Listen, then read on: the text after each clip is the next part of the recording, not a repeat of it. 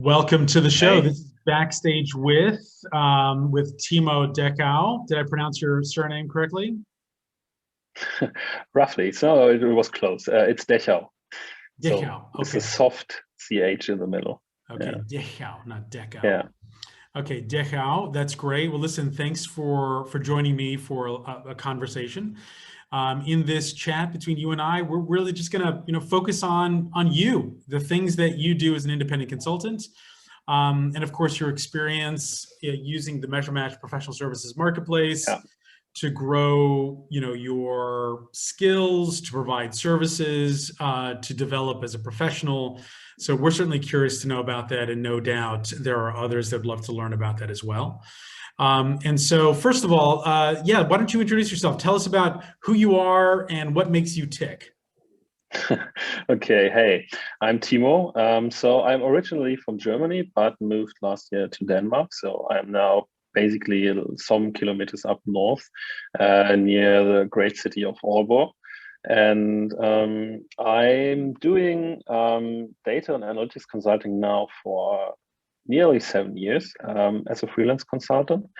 And but I started out as a product manager. So I worked 8 years in product management in different kind of roles in different kind of industries. So from small startups up to Amazon. And my take on product was always a very data driven one. So it was always important for me to not only trust gut feeling. So gut feeling is an important driver, but still you need some, let's say, some good data to make a really good business case in the end. And so this is why I invested from the first position on. So even in 2006, when even analytics was pretty, let's say, still young. So Google Analytics was there, but in a totally different um, shape than it is today. Mhm. And I always invested into having a data setup to make better assumptions about product usage, about product benefits, and so on. And so this is the reason why it was always, I would say, 30-40% of my time, even during product, that I spent up setting up data setups, setting up data warehouses, crunching data, analyzing, and really finding out, okay, what kind of data can help me to do better product decisions? Because this was always like the best purpose for me to work with data. And when I then decided to become a consultant, I picked data and not product, which is kind of an interesting thing. But in the end, what made the decision was like, I just love to sit in front of, let's say, an Excel sheet with a bunch of data and then trying to find patterns and trying to find, okay, what could be like an interesting segment that could help to do business in a better way. And that was the reason why at that point I said, okay, yeah, I always wanted to do this full time. So why not do this as a consultant? And this is where I started. And I'm doing this now for 7 years Mm. and in different projects, different shape of projects. And I would still say my core aspect with that is like I'm always have a very technical focus. So I'm like challenging tracking problems where people say, Mhm. yeah, this is like always a good opener when someone says, yeah, we are trying to get this tracking running for some time, but we never got managed it. So this is something where I say, yeah, come on, that sounds like a great project to do. And yeah, I still love this technical stuff, but I still love to do from time to time different kind of projects so that I do let's say a more strategic workshop or that I Mhm. dive into okay what kind of best dashboard can someone have and so but still major focus is really like on technical data and analytics setups. That's great. Yeah. So on that note, around your core skills, um, I'm wondering, do you prefer it when a client asks for, yeah, I guess the technical challenge to be solved for or that described versus, a bigger picture strategy that needs to be solved for, or I does it not matter definitely anymore? Yeah, no, in the end, yes, it matters. So it's definitely when I can choose between projects, which sometimes I can. I definitely prefer the hands-on one. So where I can really work on an operational level and can figure out, okay, what can we do hands-on with the development, with the team, to get the client a step further. And so I did strategic projects as well, and it's something that can be helpful, especially when you need a buy-in from management. I think then it's really important to do.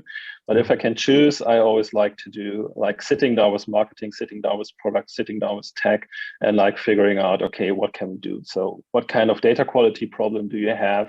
How can we resolve it? So how can we get trust back into data, because this is most often the case when I come into projects. It's like, so they have some kind of issues and they don't trust the data, and that's what I love to be there. So like to get the trust into data back. Oh, I like that theme around trust. It's important. Pervasive, not just in the quality and the consistency of the data that a business has to operate by, but of course the relationships that you build with clients who can entrust you with getting the job done. And, speaking of which, so you've been participating in the MeasureMatch marketplace for, I guess, actively for about a year. Is that about right? Although I think you were an early adopter sign up in terms of checking it out, kind of feeling the waters, seeing how we've evolved as a business, and the kinds of opportunities that we can attract for you to pursue. So I'd love to ask you a few questions about your experience, but maybe off the cuff, tell us about what that experience has been like. Yeah, sure. So yes, I think I was really early on. And so I think even like the first touch point was even earlier than 1 year ago.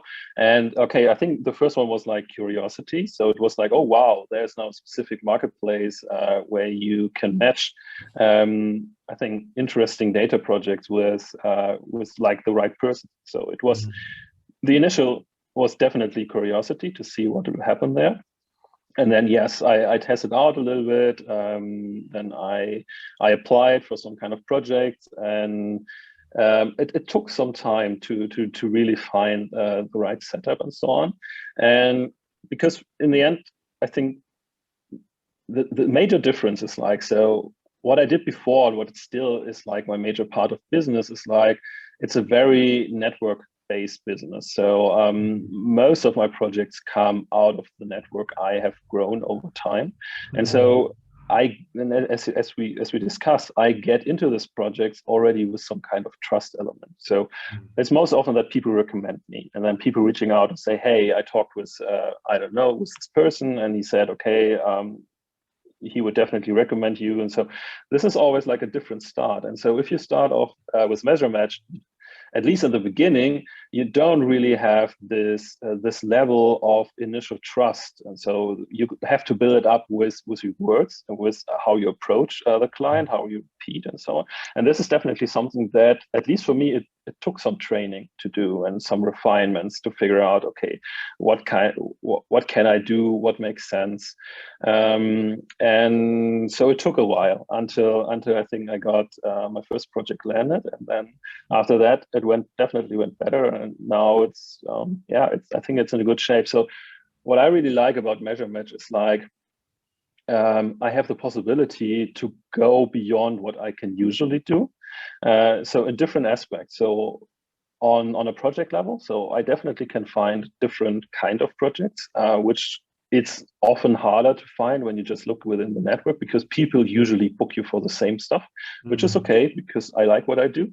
But sometimes I like to do different stuff. So for example, I did with you guys, I did a product workshop with a client, so which came with MeasureMatch, and this was something which was a lot of fun, which I hadn't done before, and this wouldn't be a project which I would have discovered just out of the network. And this is the one part, and the second part is like I love to do projects in a different cultural setup. And so when I'm always doing this Berlin influence projects, they are Berlin-based projects, and it's not that everyone is the same, but you still have like similar approaches to everything. And now with MeasureMatch, I have clients in the UK, I have clients in the US, and I like this, that they approach things differently, slightly sometimes, but definitely differently. And this is something which I really like, because it helps me to to get to different approaches to even learn from these projects as well. And this is like, this is my major plus why I always look into all the measurement projects that come across. I like that. I like that a lot. One of the ways that I've been describing the opportunities that, you know, we present to professionals like you is unexpected revenue. I mean, it's very it's commercial in nature, but the unexpected bit of it is has been really great to see from my perspective. You know, I'm, you know, delighted when business leaders come into MeasureMatch and they describe what their requirements are, and someone like you picks up the contract. And we hear pretty regularly that it's refreshing and different, right? Yes. Because you wouldn't have normally been able to perhaps grab these so-called revenue opportunities, you know, if you didn't, you know, extend yourself into an environment like this one, which is, you know, admittedly still pretty new, and we're learning our way as we build. So that's that was really great to hear. On the way that you've been navigating the MeasureMatch platform and really nicely, successfully, you know, winning contracts, is there something that you do to prepare for pitches that is different today than when you started? Because you said you did some refinements. Can you think of anything specific that's really helped you to put maybe a better foot forward each time? Yeah, it was definitely the way how I write my first, I think this is like a kind of letter of interest. So that I say, okay, yeah, this project sounds good to me, and so this is what I can offer to it. So I would say the first ones were definitely more formal that I wrote. So not like a formal quote that you would write, but definitely in a different style, a more formal style. And so might be like also like the typical German education, so that you approach like business things always like on a formal standpoint, unless it comes from the networks, and then you have a different, more casual approach. But like, and I think this was not a problem, but it was definitely something that didn't really work in the beginning. And so what I'm doing what I'm doing now is still refining, and maybe it can also be better. Is like I'm trying to imagine, let's say, initial conversation I could have with the client. And this is the way how I try to write it. And so I'm trying to, so from the brief, I'm trying to get the, let's say, the essential pain points, and I'm trying to build around that. And so I'm trying to write more in a conversational way, so that that I'm relating to the problems they are looking for, and that I also do this in a more in a way like I would speak to them. And so, and this definitely worked better, definitely. So of course, what definitely helps is like when I have examples and some kind of background which definitely connects with the problem that they have. So I can say, okay, yes, what you are, the kind of problem you have, I saw with a different client, we discovered this and this and that. And so often, like when I give some background, they can see, okay, yeah, it seems like that he already had, was in touch with these kind of problems. So I think honesty and transparency is definitely something that helps. Sometimes also on the other part. So I'm also trying to be, let's say, blunt, transparent when I say I might have a solution to your problem, but I definitely cannot guarantee you that I have one. So I definitely have ideas and we can approach them. And if you find someone who says, well, I did it before and I have it 100%, go with them. But if you still don't find anyone, I'm definitely someone who might try out to find a potential solution to a problem. That's great. Yeah, I like that a lot. Yeah, honesty is clearly very important, and even in a written pitch, clients will know, they'll pick up signals from you if you're over promising, even just in a short pitch. And if you're direct, even pursuing discovery in that initial pitch is super helpful. And of course, if you can relate their problem to something you've already solved for, perhaps recently, then that's always going to be a plus. or hopefully it will be anyway. That's great. Do you think timing has anything to do with your participation in the marketplace and the contracts that you've been able to pick up? Is it, I don't know, are you in the right place at the right time? It certainly feels like that sometimes. The stars are aligned, or is it really just simply about, refining the approach and obviously knowing your craft? I don't know that. I think I need to see more data from your side to actually. So I need more data to analyze it better, to do better conversion optimization on this different kind of pitches. So I would say, of course, so there are projects, for example, when I'm busy in other projects, and so I, for example, come across a specific project later. And there are already like, I don't know, 10 or 12 express interest. I guess this is definitely a timing thing. So because in the end, and I know this from my end as well, because I do the same approach. So I buy sometimes project assistance on other marketplaces as well.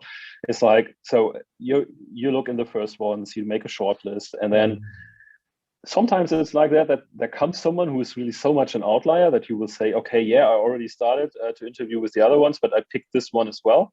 But definitely the chances go down. So I guess being quick when you see, okay, there's a project coming, being quick on responding is definitely something that helps, I guess. That's a good point. I don't think we've done that analysis to see, which service providers are picking up contracts. Is it those that are pitching first and really getting in that would be interesting. Their expressions of interest, or that's something we should certainly look into. On the work that you've done recently, are there any particular clients or projects that you especially liked? And you did reference one a moment ago that was unexpected. This was it a product training workshop session? Yeah, product workshop. Yeah. I think that was at the tail end of the year, I believe, with yes, with an investment firm, I think it is. Yes. Was that one of your standouts, or is there something else that you're particularly proud of, or you liked a lot, or maybe the client was amazing to work with? Yeah, so I really have to say, with all the clients I worked with, it was always a very good relationship. So like on the person-to-person level, where we discussed how things are working out. And the good thing is, like, it was maybe luck, or I don't know, it was definitely, I found also clients who are very good in expectation management. So you could do expectation management with them. So because this is, especially in data projects, it's definitely always like a very hard part to set the expectation right. And so the person I came across were always like, they were very transparent what kind of expectations they have. They were also like a very good counterpart when you could tell them, yes, 70% make 100% sense, but maybe some items might be hard to get. And when we speak about the product analytics workshop, so the good thing about that was it put me in a place where I was highly uncomfortable, which usually, like in the other project, it doesn't really happen that lot anymore. So since it's something, it's standard, I do it a lot. And so I really know to do craft, but education, or like, because it was basically like an education job, is something I don't have so many experiences that, and it's really, and I think it's also like something where you have to develop your sensors to get feedback and to see how it's working out. And so it was really like where for a long time I was sitting before the call and was really like, I had something which in German we call Lampenfieber. So I have a good translation for it. Maybe stage fever. I don't know if you something like that. Stage fright. Yeah, stage fright. Stage fright. Yeah. Okay. Yeah. So yeah, then like that. So it was really like that, and that hadn't had this feeling for a long time. And so it was good, because afterwards I was really like, and so on, and I think everything went well, and so the client, at least so in the feedback, we shared it with each other, so they were happy, and I'm still also a little bit in contact with them and helping them out with some questions they have as a follow-up from this workshop. And yeah, so I think it was good, but I'm still not 100% sure. But this was good. So this is what I was looking for. So when I was about to send my proposal for the things, I was really like hovering over the button, was like, okay, should I do this? Should I do this? And then I said, okay, why not? So these are the kind of things that extend your way how you work. So. Good to hear, and it's good to stretch yourself. And I'm pleased that it went well. I know the client, I think her name was Emma, was pleased. Yeah, it was Emma. With your work. So good job with that. So that was a product workshop, but that was product analytics oriented, right? And I think one of the products was Amplitude. Yes. So you have a pretty remarkable broad range of proficiencies when it comes to tool set, at least navigation and implementation and configuration, things like that. What are those tools? Remind me which products, which software systems you're mostly comfortable using and helping clients to advance the use of. Which ones are those, and are there any particular ones that you especially find fascinating right now? Yeah, I think it is a little bit of a weakness of mine that I love new tools, and so it's something that I don't know. It's from day one. So if there's a new analytics tool, I usually try it out and figure out, okay, how is it working? And I'm always looking for projects where I might work with this tool in a really production environment. And it does not happen so much anymore because there are not so many new tools. And it's often like, but I would say 3 or 4 years ago, it was even like that. When I come across a startup that was using or that was open to use like a different tool approach, that I said, okay, yeah, that's I even gave a discount on the project because I wanted to see how this new tool will work, because I like to see how stuff is progressing. So it still has the market, let's say, in the end, influences a little bit what kind of tooling you use, because they're definitely dominant players. So the major dominant player is still Google, and I think it would still be in the let's say the near, maybe midterm future, because Google is in the analytics part is really good in figuring out what's important for people to get a good analytics setups, and they are focusing on the real pain points. And yes, of course, they have now. So at least in Europe, we have some data problems with them, and so it's definitely something that right now people are asking also for other solutions. But I would still say, so like Google Analytics and Google Firebase, or Google Analytics for Firebase, which is now like also merged now in Google Analytics for App Web, is definitely like a major player. And this is the thing which I really know mostly all in and outs from the setup in combination with the Google Tag Manager.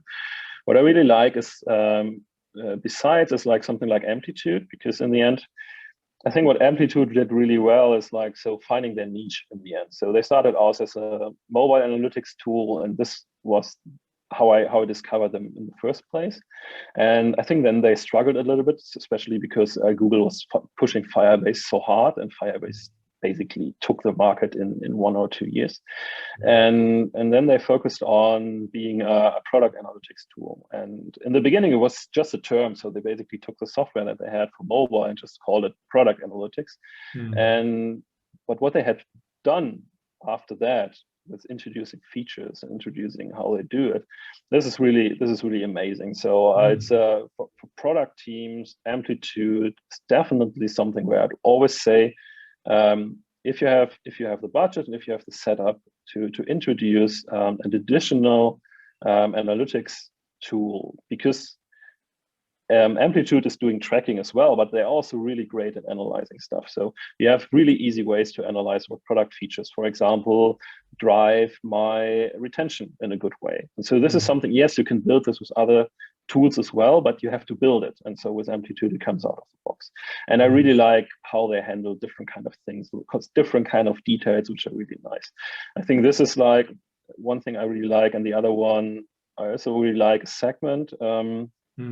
So Segment as I still call it like the easiest way to get raw data into your data warehouse. So if you're looking for raw event data and you don't look into managing a data stack and you want to have it for, let's say, a really good price, Segment is definitely the best way to do it. And they have another great products around, so products where you can improve your data quality. So they have something which is called protocols, where you can set up a tracking plan and you can validate the data that comes in against this tracking plan. You can see, okay, where it might be off or where you maybe have to improve things. And so Segment is a really great tool, even when you still don't know what they're actually are as a tool, because they are like a box of different opportunities what you can do. Well, that's okay. So the core services works really well. And so these are my major tools, but I also have, so I did projects with Matomo, I did projects with Pivot, I did projects with Mixpanel, I did projects with Adobe Analytics still. So I'm trying to get around it, but still people have me in their mind as someone who can do some Adobe Analytics. But I know 2 other people who are much better in this, but yeah, I still know it and I know what you can do. You're a bit of a Swiss Army knife, and it's clearly come in handy. Let's switch gears a little bit and talk about the way that you do what you do, which is fundamentally remotely. Initially out of Berlin, now out of, it sounds like the backwoods of Denmark somewhere, much more relaxed, and good for you. We all need some of that, and you've made it happen. So congratulations. So yeah, what's it like? You know, you've moved, you've established yourself as an independent, you're very busy, and you have clients in vastly different time zones. So how does that get juggled? Any tips or tricks for our audience? Well, I would still like to love to hear more tricks from other people's as well. Because I think it can never be perfect. So one thing that definitely helps is like doing data and analytics projects is something that usually have a lot of part that does not require you to sit somewhere, because basically there's not really an additional benefit if you sit next to someone. And because there are often like times where you have to wait for stuff. So when we do data quality stuff with analytics or analytics setups, there are always there are times, so 1 or 2 weeks where we work on the concept. This is really like full attention, and so we work on the concept, and there's a lot of, let's say, work together. But then, for example, it's often like a huger period where the stuff has to be implemented, and this is working incrementally across different kind of sprints. And so this is definitely something where you are not on the project, and so where you have to wait, and it can be different. So someone are ready in 2 weeks, other ones it took 3 months until everything is ready and implemented. And then once something is implemented, you get back and you do the testing, you give feedback and so on. And so because of this, let's say, not continuous project setup, I think it's basically made for remote work, because in the end, I had clients before who requested me and said, okay, you have to be here for the next 6 months and sit. Yeah, what should I do? So yes, we can do that, but I can tell you after week 2, I'm basically out of work. So I can then find something, but it doesn't really make sense. It doesn't really give you benefit, because in the end, you just pay for me and you don't really get benefit out of it. So I think this definitely helps. What's difficult and still difficult is, and I still don't have a really good answer to that, is like, because of this different, let's say, periods of or different, how to say, different kind of work that you have in the project, is like to time it properly. So the initial phase is always very easy to time, because you say, okay, you need 1 week where we sit together and we figure out, okay, what are your problems and so on. So this is like continuous work. It's easy to plan, but everything what comes afterwards is then always hard to find and to get in a proper timetable with other projects. Because what then sometimes happens is like, you have 1 week where you don't basically have anything to do, which is good, because then you can, I don't know, catch up with some things. But then you have weeks where everything happens. And this is always like a little bit hard to manage, because in some points you can manage it and you can say, well, okay, it's cool to hear that you are ready now for testing, but honestly, I have 3 other projects testing right now, so we have to move it to the next week. But you cannot do this endlessly. So it's at some point you have these weeks where you basically have to do, I don't know, 60 hours, and you have to do a lot of testing because everything ended up in this kind of, especially before Christmas, also other like specific date when everyone wants to get stuff just ready before the next year or before a different kind of period and so on. And so this is still something which I find hard to manage and still don't have a good answer to that.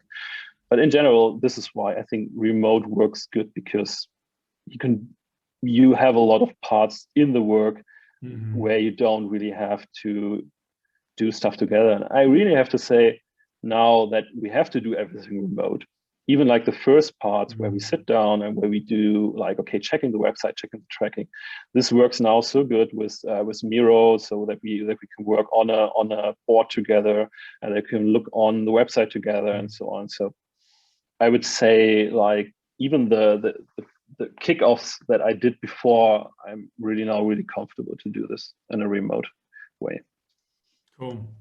So do you have any ideas though about, you say you didn't have a solution for when you have, you know, that bottleneck that happens, right? There's just a cramming of requirements from multiple clients that happens to land at the same time. You know, I imagine that part of the problem is maybe kind of calendar visibility or availability visibility, or something that can help to sync up, you know, your demand, you know, your availability with others, perhaps better. Have you thought about that at all in any way, shape, or form, or is that just stretching? I'm thinking about this a lot. So because it's really gotta like be a better way. Yeah, definitely. So I worked 2 years in an agency, and this agency was very strict with this kind of approach. So they let's say they trained their clients from day one on that they cannot manage the timetable of the agency, and so they then planned capacity for this client. And when the client, for example, said, okay, no, we definitely need more weeks to give you feedback on that, or more days and so on, they basically lost their booked places. And so they really were open with like, okay, fine, but then we have to move everything 2 weeks in the past. And they did it very strictly from the beginning. And I guess this is definitely something that can solve it. But which agency was this? It was a digital agency in Cologne I worked for. But in the end, this also meant that they cannot do some specific type of clients. So they are very selective with that. And so they won't do a client that is always like pushing for this. And I'm trying to do, let's say, a middle way between both. But I'm not really 100% strict. And I'm always thinking if I should, but I'm not 100% sure, because in the end, I can always understand the, how to say, like, okay, people have something in implementation for now 6 or 8 weeks, and now they want to see if the data is really coming in. And I can totally understand them when you tell them then, well, we can test it in 3 weeks, but they're like, oh my God, no, again, and so on. So it's always like in between this two things. So that on the other hand, because I'm often in their seat as well, so I know how it is like that you work for something and then it's there, and then they tell you, okay, it takes longer before we can test.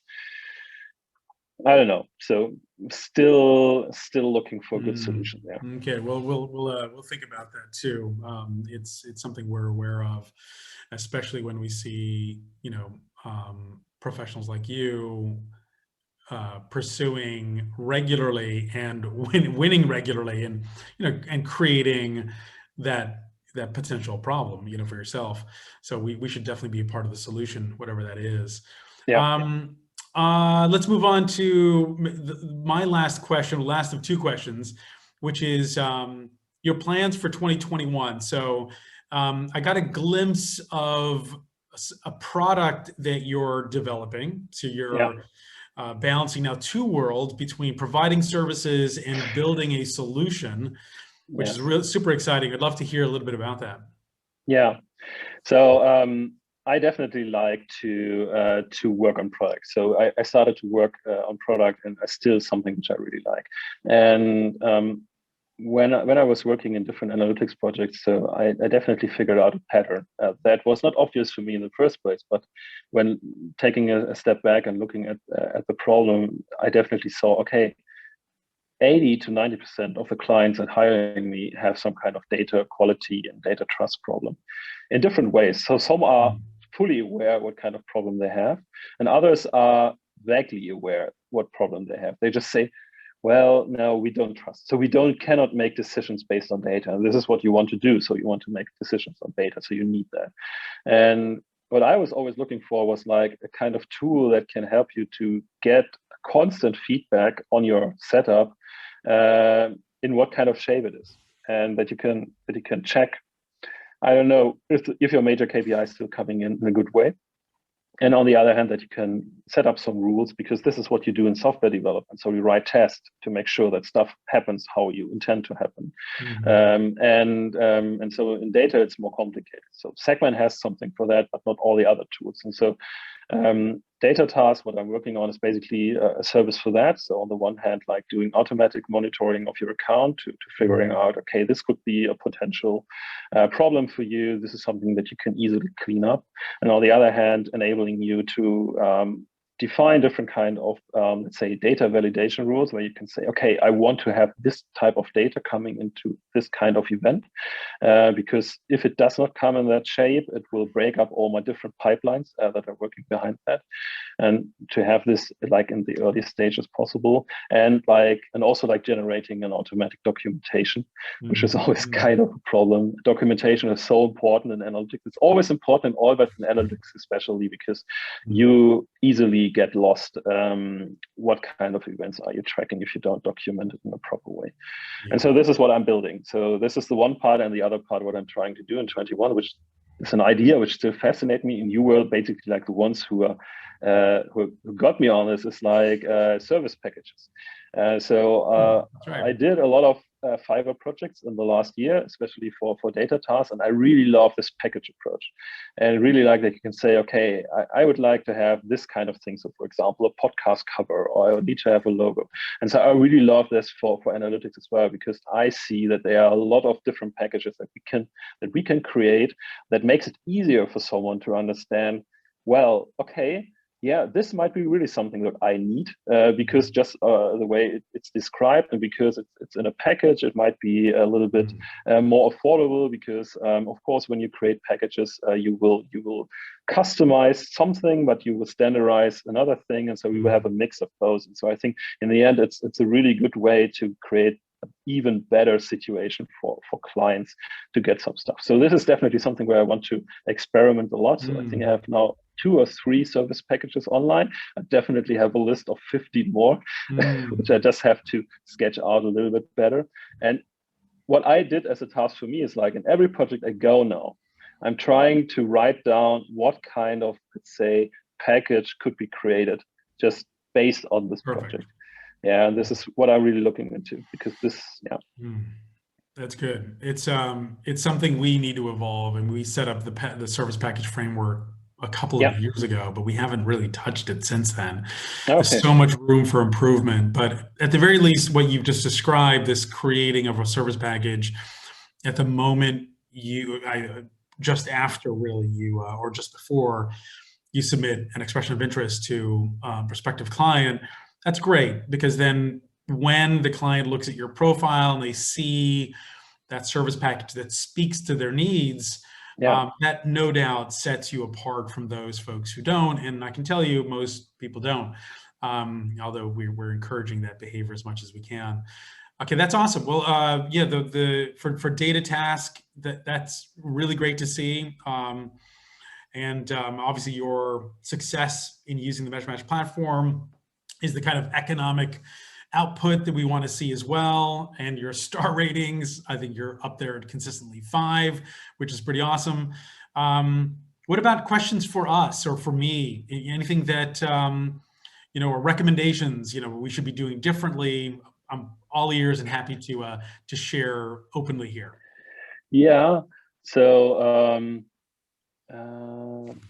I definitely, so I think something that would definitely help us like to manage the projects in a little bit different way. So right now they are totally bound to like messaging with different clients, and so you have to create something new. And so you don't really have a central place where you can just say, okay, these are my jobs, these are my projects. And I would, because I do a lot of projects where I have retention in it, and so so we extend it, and so it's not like a monthly thing, but so it's like sometimes on project, and it's always like I always have to fill in all the different kind of steps again. And so I would love to have a button like copy that and then start over, and so make some adjustment and then send it over to the client. So this would be something that would definitely help, but it's a minor issue. So it's something that costs 5 minutes. So in the end, it's not a huge blocker. I think for questions, I would definitely read around what we just touched. It's really like the service packages. So what you're seeing with that, because I saw you posting about Fiverr as well. And so it's like the Fiverr. So I knew Fiverr for some time, but I never really looked into it by detail. And I'm really blown away by this kind of approach. And so really love to hear what you are looking, so what your thoughts and what you are looking for with this kind of approach for a measure match. Yeah, well, it's it's a part of our framework. Obviously, we have the service package model, but it's it's nowhere near mature. There's a lot of room for growth there. It's on a roadmap to continue to evolve that. I haven't really, I've used Fiverr too. It's been a long while, and haven't looked at Fiverr's structure for how buyers of services interact. It's been a long while. It's something we should look more closely at, because I know that they're evolving really quickly, and obviously they have really good experience around that. So it's really it's straightforward, and yes, of course, but it's also predictable. So of course, if you go for an entry level, and if you go really on a less low price, of course, then you're always on the risk that you might not be 100% happy, but you can definitely manage it within the platform. You can say, no, I definitely want something which is more mature, and I'm ready to buy a little bit more. And so, and the way how they're handling this, all the communication, so on, is really great. It's really cool. We will take a look. Well, awesome. Listen, thank you so much. That pretty much concludes this discussion.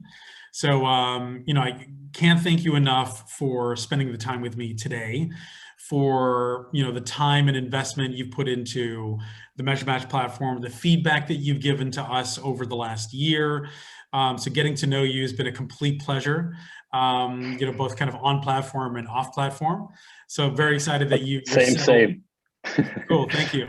I think it's so I definitely have to say, so I'm a lot in touch with you and with Emma, and you are doing a really great job, and I don't met anyone who's saying a different thing. So it's this, I think this is an essential part when you have this kind of platform, that the people behind it. And so this is like why I love to do it, because I like it a lot. Cool. Well, we're happy to be helpful. That is core to what we're doing, and Emma and I are really enjoying building what we're building, and hopefully we can continue to do more of it and support you. So listen, thank you again. The platform of unexpected journeys. So the platform of unexpected journeys, and to put in a little bit Tolkien. So that's great. All right. Well, listen, have a great day. Thanks again. You too. Wishing you all the best. Thank you very much. See you, Timo. Have a good one. Bye.